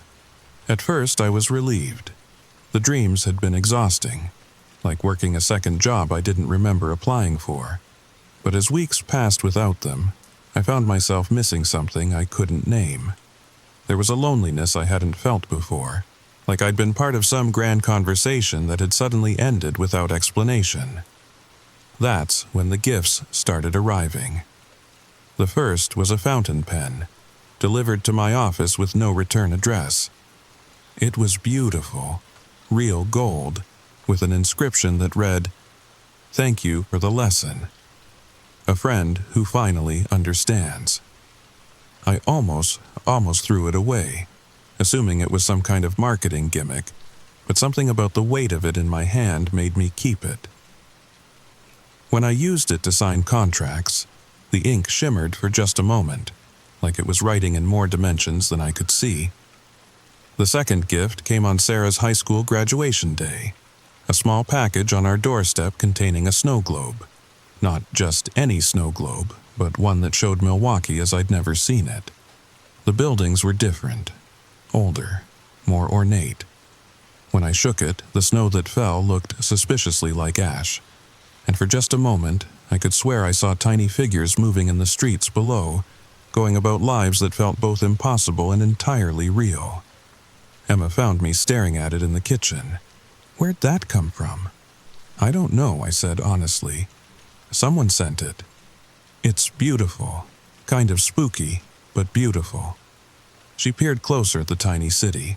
"Doesn't look like Milwaukee, though. Looks like, I don't know, like Milwaukee's imaginary sister city, the one where more interesting things happen." The third gift arrived on my 45th birthday. A book, leather-bound and heavy, with my name embossed on the cover in gold letters. Inside, it was blank, except for a single sentence on the first page. "Every ending teaches something about beginnings." I kept the book on my nightstand, and sometimes, late at night when I couldn't sleep, I'd find myself writing in it. Not stories exactly, more like observations. Notes about what it felt like to watch your children grow up. Reflections on how grief and joy could occupy the same space in your heart. Thoughts about how the ordinary moments, making coffee, folding laundry, listening to David tell stories about his students, were actually the most extraordinary things in the world. When I read back what I'd written, it often surprised me. The handwriting was definitely mine, but the voice felt older, wiser, like someone had borrowed my pen to transcribe insights I was still learning. David found me writing one night when he got up to get a glass of water. "What's that?" he asked, settling into bed beside me. "I'm not sure. Thoughts, I guess. Things that seem important to remember." He read over my shoulder. "Watched Emma lose her first soccer game today. She cried in the car afterward, not because losing hurt, but because she realized that wanting something badly doesn't guarantee you'll get it. Saw her face when that understanding hit. She aged a year in that moment. Growing up is a series of small heartbreaks that teach you the shape of hope." "That's beautiful," he said softly, "and kind of sad. Everything beautiful is a little sad. That's what makes it beautiful." He was quiet for a long moment. "Sometimes I feel like you know things you shouldn't know. Like you've lived more lives than just this one." I closed the book and turned off the light. Maybe we all have. Maybe every choice we don't make lives on somewhere else, and sometimes the knowledge bleeds through. That's either very wise or very crazy. Maybe both. The final gift came when Emma graduated from college, 10 years after the dreams had stopped. It was waiting on my office desk when I arrived that Monday morning. A small wooden box with no card, no return address, no explanation. Inside was a key. Not modern, not electronic. An old-fashioned key made of brass that had aged to a deep, warm gold. It looked like something from an antique shop, ornate and heavy with history. But when I picked it up, it felt familiar in my hand, like I'd held it before. There was no lock in my life that the key fit. I tried it on everything: my house, my car, my office filing cabinets, even the jewelry box that had belonged to my grandmother. Nothing. But I kept it anyway, carrying it in my pocket like a talisman, a reminder of something I couldn't quite remember. Years passed. Sarah became a doctor, just as I'd somehow known she would. Emma became a teacher, following in David's footsteps with a passion for showing children that learning could be an adventure. David retired from the high school and started volunteering at the community center teaching adult education classes for immigrants and refugees. I kept working, kept writing in the mysterious book, kept carrying the brass key. My consulting firm grew successful enough that I could be selective about my clients, choosing to work mostly with families navigating the complex emotions of generational wealth. Money, I'd learned, was never really about money. It was about legacy, about what you left behind, about how you chose to care for the people who would continue existing after you were gone. On my 60th birthday, David surprised me with a trip to Europe. "While we're still young enough to enjoy it," he said, though we both knew we were past young by any reasonable definition. We were silver-haired and creaky-kneed, but still holding hands, still finding things to laugh about, still amazed that we'd been lucky enough to find each other in a world full of missed connections. We were in Prague, walking across the Charles Bridge at sunset, when I felt it. The same doubling sensation I'd experienced at our wedding, at the girls' births, during all the moments when joy had felt too large to contain in one timeline. But this time, instead of feeling like someone else was witnessing my happiness, it felt like I was saying goodbye. "Thank you," I whispered, though I couldn't have said what I was thanking or who I was thanking it. The words just came, carrying a weight of gratitude that encompassed not just this moment, not just this life, but something larger. Something that included every choice I'd made and every choice I hadn't, every dream I remembered and every dream I'd forgotten. David looked at me with concern. "You okay?" "Perfect," I said, and meant it. Everything is absolutely perfect. That night, in our hotel room overlooking the Vltava River, I wrote the final entry in the mysterious book. I understand now why the ending is the most important part of any story. Not because it provides closure, but because it gives weight to everything that came before. Every laugh, every tear, every quiet evening, every small kindness, they all matter more because they don't last forever. I've lived a life full of beautiful, temporary things, and I wouldn't trade the temporariness for permanence even if I could. The briefness is what made it precious.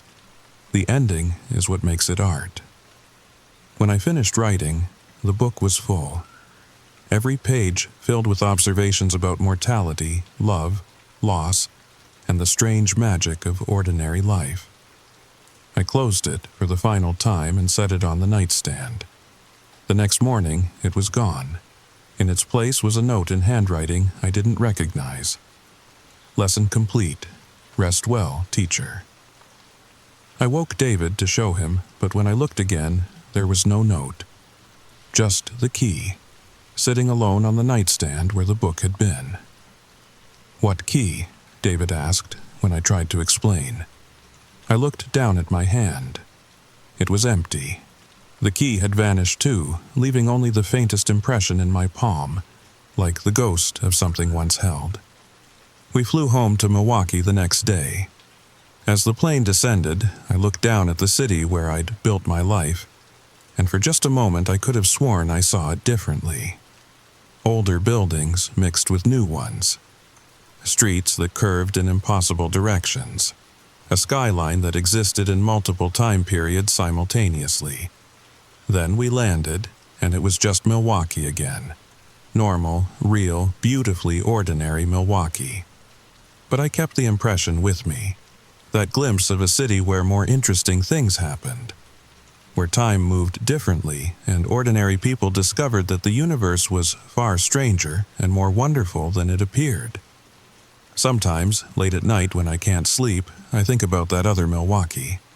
About the building that used to stand where the coffee shop is now. About the people who might have worked there, filing impossible papers and riding elevators that traveled through time. I imagine a young woman, desperate for work, taking a job she didn't understand. Learning truths that changed her forever. Making choices that rippled across dimensions. And I imagine someone ancient and lonely, collecting moments of human experience like butterflies in a jar, trying to understand what it meant to be finite. Learning, through countless lives and stories and small acts of love, how to face his own ending with grace. I don't know if any of it was real, but I know this. I've lived a life full of meaning, surrounded by people I love, doing work that matters. I've experienced the full spectrum of human emotion, joy and grief, hope and fear, connection and loss. I've learned that the most profound truths are often the simplest ones, that love is worth the pain it causes, that beauty is precious because it fades, that the ending gives meaning to everything that came before. If somewhere, in some other dimension, an immortal being learned those lessons through my experiences, then I'm honored to have been the teacher. If not, well, I still got to live an extraordinary, ordinary life, and that's gift enough. Either way, when my time comes to write the final page of my own story, I'll face that ending the way I've tried to face everything else, with gratitude, with grace, and with the knowledge that even the most beautiful songs must eventually end. That's what makes them songs instead of noise. That's what makes them matter. That's what makes us human.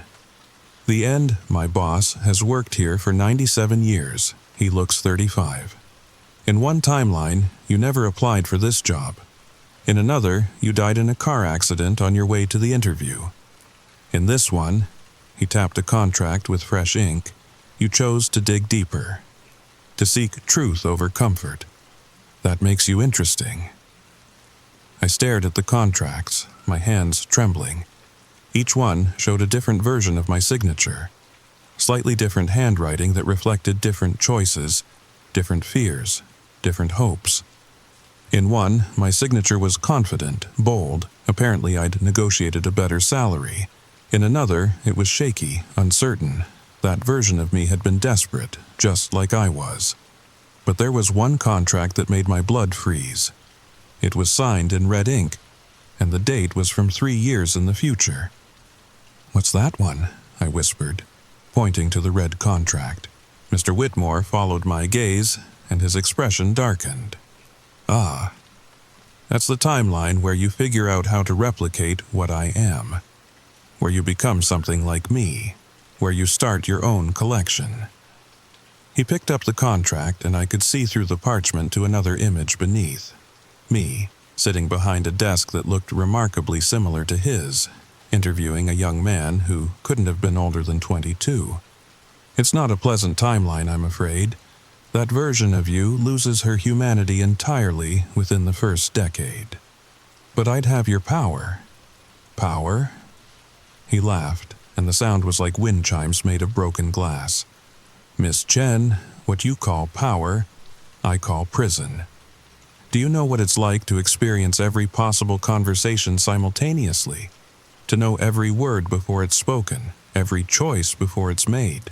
To never be surprised, never be delighted, never be truly afraid?" As he spoke, his form flickered. For a moment, I saw him as he truly was, not human at all, but something vast and complex, like a geometric equation given consciousness. Then he was young and handsome again, but his eyes held depths that spoke of eons. That's why I collect moments like this. The 3-month revelation.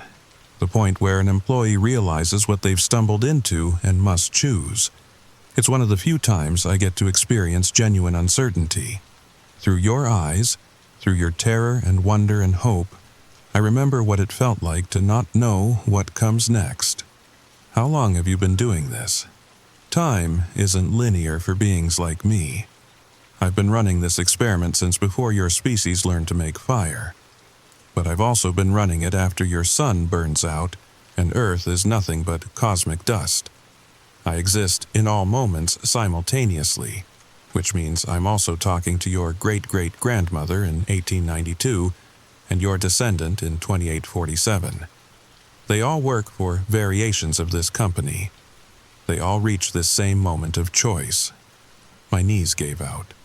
I sank into a chair that appeared just as I needed it. Another impossible convenience in this place where reality bent around Mr. Whitmore's will. "The other employees," I managed. "Garrett, Dorothy, the elevator operators, are they real?" "Define real." He walked to another filing cabinet, this one labeled Permanent Collection. Garrett was human once. A bookkeeper from Des Moines who took a job here in 1952. He chose to stay. Over the decades, he's become something between human and what I am. He retains enough mortality to interact with new employees, but he's sufficiently changed that he can exist in multiple timelines without going insane. He pulled out a photograph. It showed Garrett, but not as I knew him. This Garrett was young, maybe 25, with bright eyes and a genuine smile. He wore a suit from the 1950s and held hands with a pretty woman in front of what looked like a normal house in suburbia. He had a wife, children, a mortgage, and a dog named Buddy. But he was curious, just like you. When his 16 years were up, he was offered the same choice: stay and transcend humanity, or leave and forget. He chose to stay because he thought he was choosing adventure. He didn't understand he was choosing to watch his family age and die while he remained frozen in time, slowly forgetting what it felt like to be truly alive. That's horrible. Is it? He's seen the birth of galaxies. He's witnessed the first word ever spoken, and will be there for the last. He knows secrets that would drive normal humans mad with wonder. He's traded his humanity for cosmic knowledge. Some might call that a fair exchange. But he's miserable. Is he? Or is misery just the closest approximation to his true state that your human brain can comprehend? Mr. Whitmore returned the photograph. Dorothy made the same choice in 1963. The elevator operators, we've had dozens over the years, all chose to stay. They become part of the building's operating system, essential but no longer truly individual. They serve a function in something larger than themselves. I thought about the young elevator operator, how his smile never reached his eyes, how he moved with mechanical precision but seemed to be screaming silently behind his professional demeanor. What about the ones who choose to leave? Most forget, as I told you, but some. He gestured to a window that hadn't been there moments before. Through it, I could see not Milwaukee, but dozens of cities, all overlapping like double-exposed photographs. Some retain traces, dreams, déjà vu, a persistent feeling that the world is not quite what it seems. They become artists, writers, philosophers. They spend their lives trying to express truths they can't quite remember. Edgar Allan Poe worked for me briefly in Baltimore. H.P. Lovecraft spent 6 months filing papers in Providence. Philip K. Dick lasted almost a year before the reality distortions became too much for him. You're saying famous writers worked for you? Anyone who's ever written convincingly about cosmic horror, about the thin places where reality breaks down, about time that doesn't behave properly, they've all spent time in buildings like this one. We have offices in every major city, some in places that don't exist on any map. The writers who last longest are the ones who understand that some truths can only be told as fiction. This was too much. I stood up, began pacing. The office somehow expanded to accommodate my movement, the walls stretching like elastic. This is insane. You're telling me there's some kind of cosmic entity running supernatural temp agencies across the world? Entities, plural. I'm not unique, Miss Chen. There are others like me, exploring different aspects of the human experience. My colleague in Tokyo collects moments of perfect beauty, cherry blossoms falling, lovers meeting for the first time, children's laughter. She preserves joy the way I preserve choice. Another, in Sao Paulo, harvests despair, collecting the exact moment when hope dies, when people realize their dreams will never come true. We're all trying to understand something we've never experienced, what it means to be finite. Why? What's the point? Because we're dying too. The words hung in the air like smoke. For the first time since I'd met him, Mr. Whitmore looked genuinely vulnerable. Dying how? You're immortal. Immortal is not eternal. We exist for vast spans of time, but not infinite spans. The universe itself is mortal, Miss Chen. When it reaches its final state, maximum entropy, heat death, the last black hole evaporating into nothingness, we die with it. But more than that, we're discovering that our consciousness, our sense of self, slowly erodes over the eons. Without the anchor of mortality, without the urgency that comes from knowing your time is limited, identity becomes fluid, meaningless. He walked to yet another filing cabinet, this one labeled simply Before. When he opened it, instead of files, I saw swirling galaxies, nebulae being born, the cosmic microwave background radiation of the early universe. I have colleagues who have already begun to fade, entities who once had names, personalities, purposes, who now exist as pure function without form. They've forgotten what it was like to be individuals. They've become the laws of physics, gravity, electromagnetism, the strong nuclear force. They still exist, but they've lost the ability to think, to choose, to wonder. They've become eternal, and in becoming eternal, they've ceased to be. And you think studying humans will prevent that? I think understanding mortality might teach us how to remain ourselves, even as we face our own inevitable ending. Your species has something we lack: the ability to find meaning in limitation, to create beauty in the face of death, to love something precisely because you know you'll lose it. We're trying to learn how to die gracefully. This revelation recontextualized everything.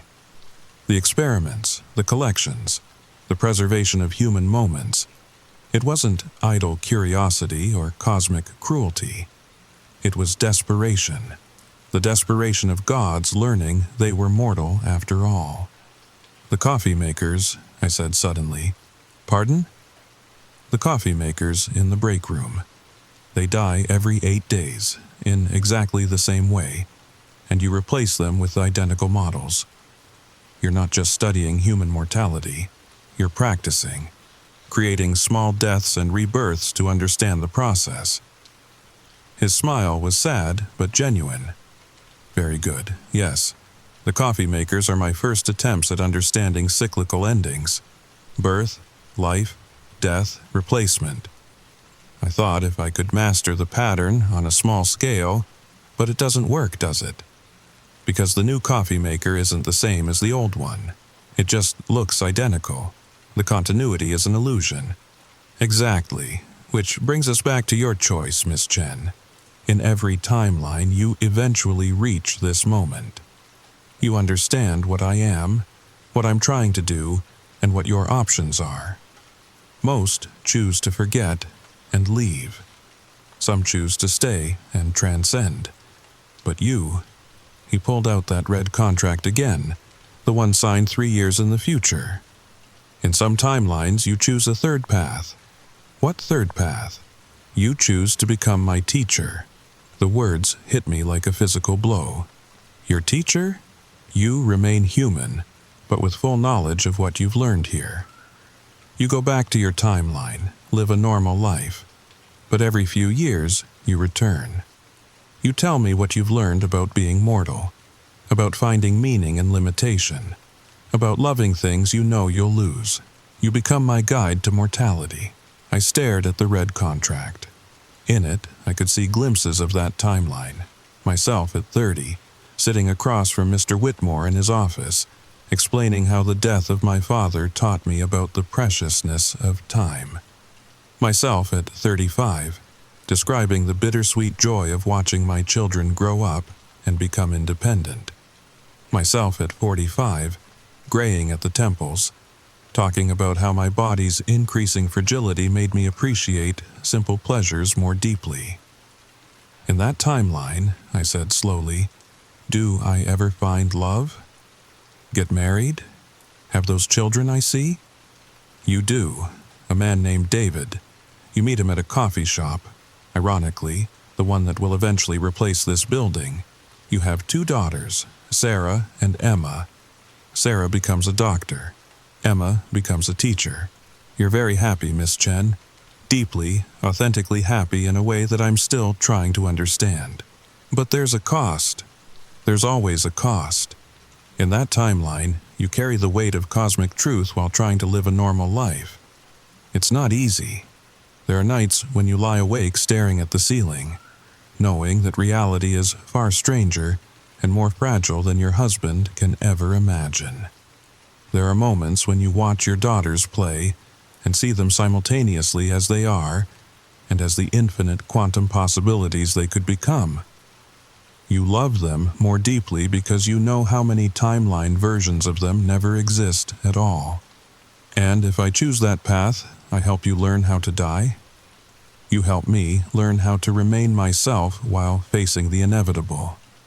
How to find meaning in endings, how to love something, my own existence, my own identity, even while knowing I'll eventually lose it. I walked to the window again. The overlapping cities had shifted. Now I could see myself in various timelines. The version who never applied for this job, working at a boring accounting firm and complaining about her student loans. The version who stayed and transcended, sitting in a basement office with eyes like starlight, filing papers for eternity. The version who became a teacher, laughing with her daughters at a kitchen table while Mr. Whitmore watched from across dimensions, learning about joy. What would you do, I asked, if you were me? I don't know, and that's the most beautiful thing about your situation, Miss Chen. You get to choose without knowing how it will turn out. You get to take a leap of faith. Do you know how precious that is? How rare? I haven't experienced genuine uncertainty in eons. Through you, for these brief moments, I remember what it felt like to not know what comes next. Behind me, I heard typing. Rebecca had appeared in the office, still translucent, still eyeless, her fingers flying over her eternal keyboard. She's typing your story, Mr. Whitmore explained. All possible versions of it. The words appear and disappear, exist and don't exist, because your story is still being written. Her curse is that she can see all the possibilities but can't influence which one you choose. I approached Rebecca's desk. On the screen, words flickered in and out of existence. Jennifer Chen chose to forget. Jennifer Chen chose to stay. Jennifer Chen chose to teach. Jennifer Chen chose to... The sentence never completed. All possibilities remained open. Rebecca, I said softly. She stopped typing and turned toward me. Where her eyes should have been, I saw swirling galaxies. You found the key, she said in her voice from everywhere and nowhere. But keys only open doors. They don't tell you what's on the other side. What would you choose? If you could choose again, I would choose to choose. That's all any of us really want. The freedom to make a decision and live with the consequences. I lost that when I dug too deep too fast. When I tried to learn everything at once instead of accepting mystery. Don't make my mistake, Jennifer. Don't sacrifice the beauty of uncertainty for the burden of knowledge. But if I choose to forget, won't I just be living a lie? You'll be living a life. There's a difference. I looked around the office one more time. At Mr. Whitmore with his ancient eyes and a young face. At Rebecca typing stories that existed and didn't exist. At the filing cabinets full of impossible lives and the windows showing infinite timelines. Then I walked to the master archive door. The door was heavy, made of wood that felt older than trees. When I touched it, I could feel the weight of every decision that had ever been made, every choice that had rippled through time and space and probability. Miss Chen, Mr. Whitmore called after me, you should know. Whatever you choose in the archive becomes permanent. Not just for you, but for every timeline. There's no going back from decisions made in that room. I turned the key Rebecca had given me. It fit perfectly, as I'd known it would. The lock clicked open with a sound like the universe taking a breath. Inside, the master archive was alive, in a way that made the regular archives look dead by comparison.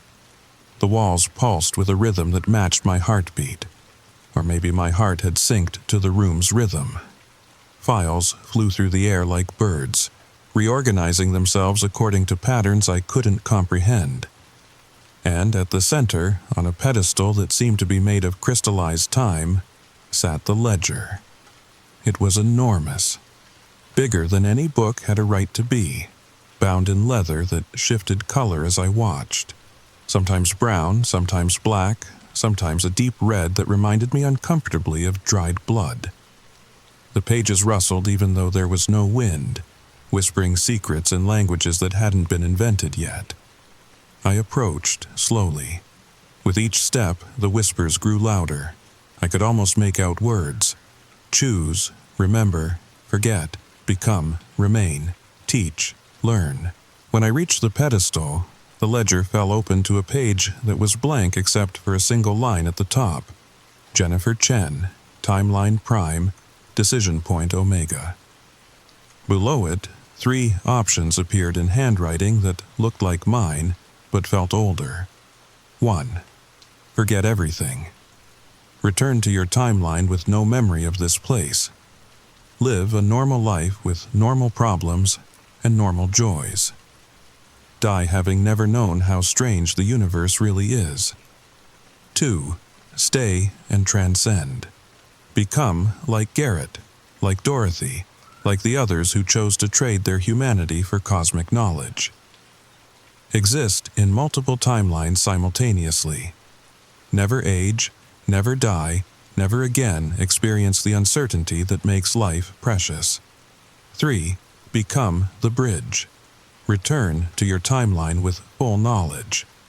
Live a human life while serving as a guide between mortal and immortal understanding. Teach one to die gracefully.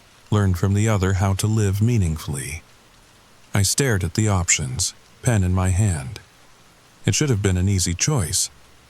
Option 1 meant safety, normalcy, the life I'd been planning before I walked into Whitmore Industries. Option 2 meant power, knowledge, immortality, everything humans dream of achieving. Option 3 meant carrying an impossible burden for the rest of my life. But as I stood there, I realized something. This wasn't really about what I would gain or lose. It was about what kind of person I wanted to be. Did I want to be someone who chose safety over truth? Someone who chose power over connection? Or someone who chose to help even when helping was hard? I thought about Mr. Whitmore, ancient and powerful and desperately lonely, trying to learn how to face his own mortality.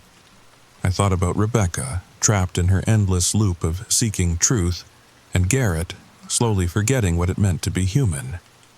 I thought about my parents, my friends, the life I'd built before this all started. And I thought about the coffee makers. 47 identical deaths, 47 identical replacements. Mr. Whitmore practicing endings over and over, trying to understand something he'd never experienced. That's when I knew what I had to do. I began to write, but not in any of the 3 options provided. Instead, I wrote my own. I, Jennifer Chen, choose option 4. I will forget this place exists, return to my timeline, and live a normal human life. But every time I experience something deeply meaningful, every joy, every loss, every moment of genuine human connection, I will unconsciously share that experience across dimensions. Mr. Whitmore will feel it too, not as cosmic knowledge but as lived experience. He will learn mortality not by studying it, but by experiencing it through me. And I will never know I'm teaching him, which means the lessons will be genuine, unfiltered, purely human. In exchange, he will stop the experiments. No more collections. No more employees trapped between human and divine. No more Rebecca typing endless truths. Let this be the final lesson. Sometimes the most profound teaching happens when neither the teacher nor the student realizes a lesson is taking place. As I wrote the final word, the archive erupted in light. The flying files scattered like startled birds. The walls pulsed faster, then slower, then settled into a new rhythm entirely. From somewhere far away, I heard typing stop for the first time in 18 years. When the light faded, I was alone in the room. The ledger had vanished. The files had vanished. Even the door was gone. There was just me, standing in an empty space that felt like the pause between heartbeats. Then Mr. Whitmore was there, but he looked different. Younger somehow, but also more solid, more real. "Clever girl," he said, and his voice carried something it never had before, genuine warmth. Option 4. No one's ever written their own choice before. The archive accepted it, which means it's valid, which means it's binding. Will it work? I don't know. That's the beauty of it. You've introduced true uncertainty into the equation. I'll experience your life as you live it, but I won't know I'm doing so. I'll simply feel things, joy when you're joyful, grief when you lose someone you love, the bittersweetness of watching something beautiful end, all the emotions I've observed but never understood. And the others, Garrett, Rebecca, Dorothy, free, really free, not just transferred to another experiment. They'll wake up in the timelines where they chose to leave, with vague memories of strange dreams. Rebecca will write horror novels that are almost too realistic. Garrett will become an accountant in Des Moines, puzzled by recurring dreams of filing papers for eternity. Dorothy will open a restaurant, where she'll serve the best comfort food in whatever city she lands in, though she'll never understand why she has such strong opinions about how sandwiches should be made. And you? I'll learn how to be mortal by proxy. And when the universe ends, when the last star burns out and entropy reaches its maximum, I'll face that ending not as a cosmic entity desperate to preserve itself, but as someone who understands that all things end, and that the ending is what gives meaning to everything that came before.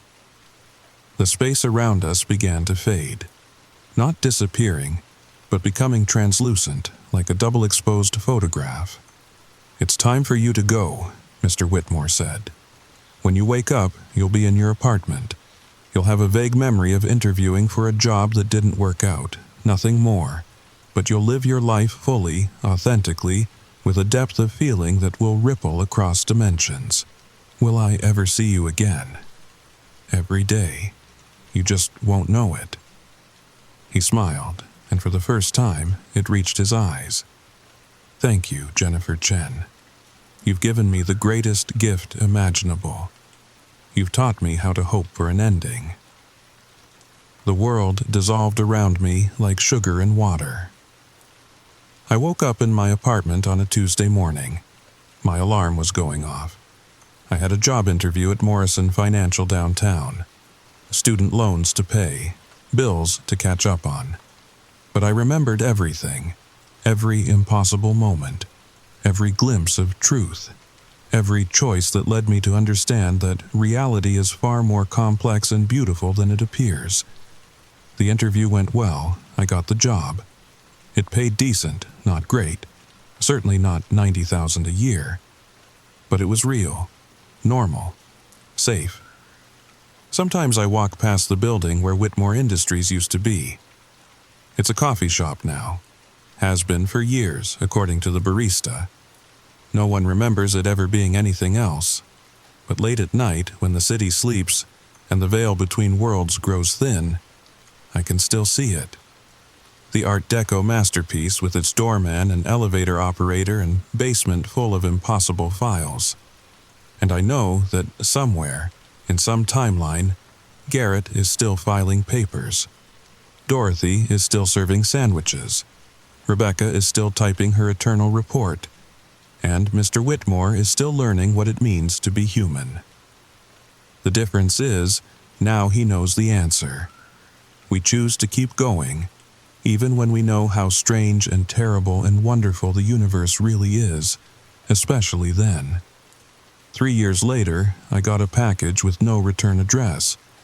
Inside was a fountain pen and a note. Thank you for the lesson. A friend who finally understands. I keep the pen on my desk at Morrison Financial. Sometimes when I'm signing important documents, the ink shimmers for just a moment, like it's writing in more than one timeline at once. And that's okay. That's beautifully, terrifyingly, perfectly human.